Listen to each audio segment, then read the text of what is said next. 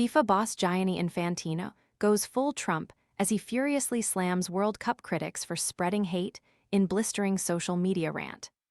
FIFA president Gianni Infantino has launched a blistering attack on World Cup critics, claiming they've been consumed by hate and telling them to meditate, pray, or watch a football match in order to find peace.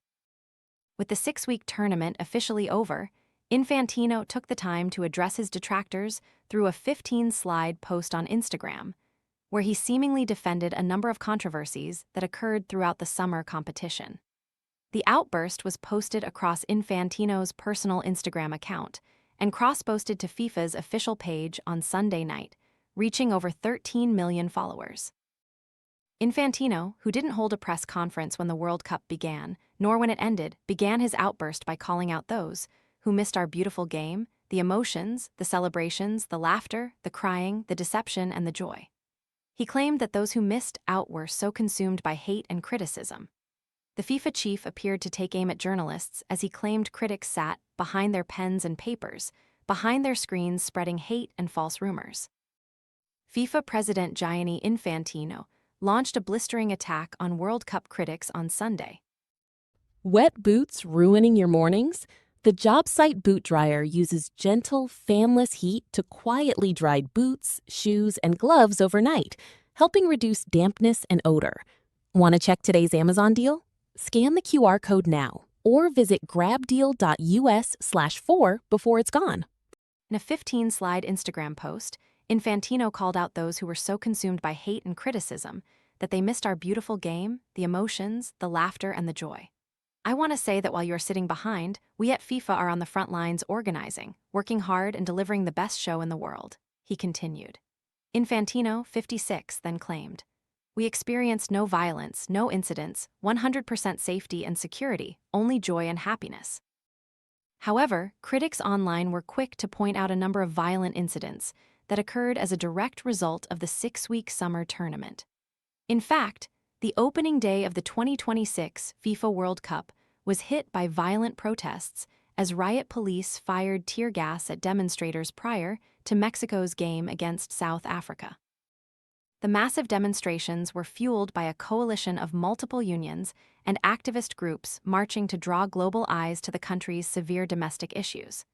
The most prominent groups mobilizing include Searching Mothers collectives, the CNTE Teachers Union, federal judiciary workers, and various transport organizations.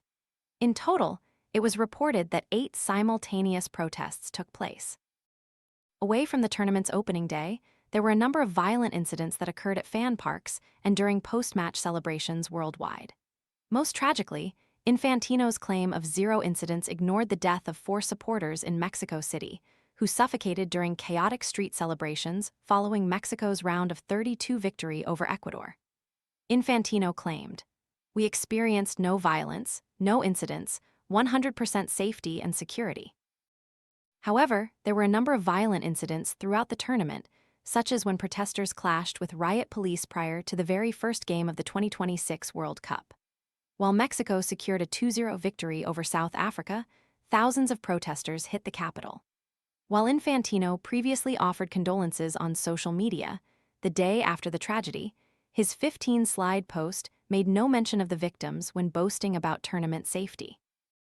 Meanwhile, other fans noted that FIFA opted to proceed with the tournament despite fans from 4 competing nations, Iran, Haiti, Senegal, and Ivory Coast, facing U.S. travel bans imposed by the Trump administration. In another case, Somali referee Omar Artan saw his dreams of officiating in a World Cup crushed after being prohibited from entering the U.S. on the tournament's eve. Trump's administration then made a bombshell claim that Artan, who was named as Africa's best male referee last year, was denied entry due to terrorism fears. Infantino appeared to address the controversy surrounding both the fans and the official. He wrote, "You mentioned the few people denied visas and overlooked the millions who were approved from all parts of the world. Because football unites the world, and it was demonstrated impressively this summer." Elsewhere in his social media rant, Infantino claimed that Iran entered the United States without incident or conflict. However, fans noted that only 4 of the 15 Iranian team staff members who were originally denied visas were later granted the right to travel into the country. Despite a number of incidents regarding visas being denied, Infantino downplayed that aspect. Somali referee Omar Abdulkadir Artan was denied entry to the United States to officiate. The Iranian Football Federation alleged that the U.S. and FIFA did not want them at the World Cup. U.S. Department of Homeland Security Secretary Markwayne Mullin also sparked fury after claiming that almost half of Iran's non-playing delegation had direct ties to the Islamic Revolutionary Guard Corps. Iranians are used to the mistreatment and lies of U.S. officials, so no one in Iran is surprised by these hostile remarks, an official for the Federation said, via the Telegraph. These remarks once again demonstrate that U.S. officials have no commitment to international law or the principles expected of a host nation capable of organizing a global sporting event. Infantino also appeared to fire a direct shot at critics regarding the mid-tournament storm surrounding Donald Trump and USMNT forward Folarin Balogun. The striker was sent off during the USA's 2-0 win over Bosnia and Herzegovina, meaning that he should have been unavailable for their next game against Belgium. However, on the eve of the game, FIFA announced that they had postponed his suspension, sparking widespread fury from fans across the globe. It was later revealed that Trump had phoned up Infantino, who previously presented the U.S. president with an inaugural FIFA Peace Prize, and asked for the case to be reviewed, leading fans to launch accusations of political interference. Addressing the controversy, Infantino wrote, "Indeed, arguable referees' decisions or strange disciplinary rulings, such as for instance potentially mistaken red or yellow cards or subsequent decisions not to ban players in certain situations, are routine and widely accepted in some of the biggest leagues worldwide."